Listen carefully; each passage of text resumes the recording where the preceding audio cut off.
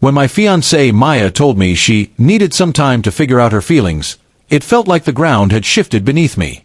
We'd been together for 3 years, engaged for 6 months, and I thought we were planning our future, not questioning it.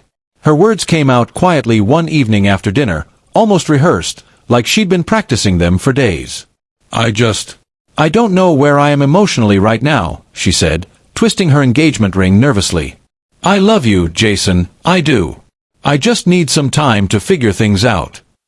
I sat there, my fork frozen halfway to my plate.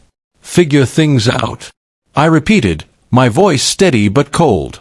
Maya, we have a wedding in 3 months. She looked away, tears forming in her eyes. I know. And that's why I need time. I don't want to make a mistake. A mistake. That word echoed in my mind all night. Was I the mistake she was talking about? I didn't argue. I didn't beg or plead. Instead, I said, "All right, Maya. Take all the time you need." She looked surprised, maybe even a little relieved. I helped her pack a few things that night, her hands shaking as she folded her clothes into a small suitcase. Before she left, she hugged me tightly and whispered, "I just need space, okay? Please don't hate me." I didn't hate her, but something inside me cracked. For the first week, I stayed busy with work, convincing myself she'd come back once she cleared her head. But as the days passed, the silence between us grew heavier. Her texts became shorter, her calls less frequent. I noticed her social media posts, dinners with friends, long walks, smiling selfies, like nothing had happened. One night, my best friend Mark stopped by. He hesitated before saying, "Man, I didn't want to tell you this, but Maya's been seen with someone. Some guy named Eric, from her office." At first, I refused to believe it. But curiosity got the better of me. I went to her favorite cafe 2 days later, the one we used to visit every Sunday. And there she was, sitting by the window, laughing, with him.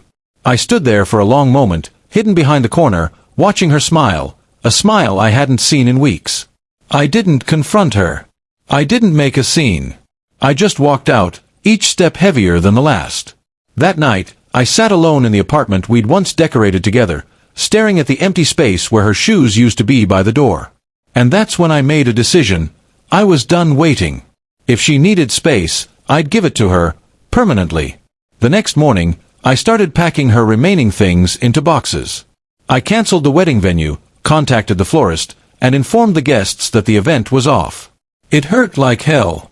Every call, every confirmation felt like ripping another page out of the life we'd planned.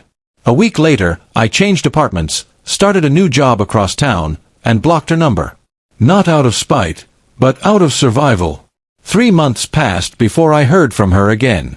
It was late evening when she showed up at my new place, standing nervously at the door, her eyes filled with guilt and something that looked like desperation.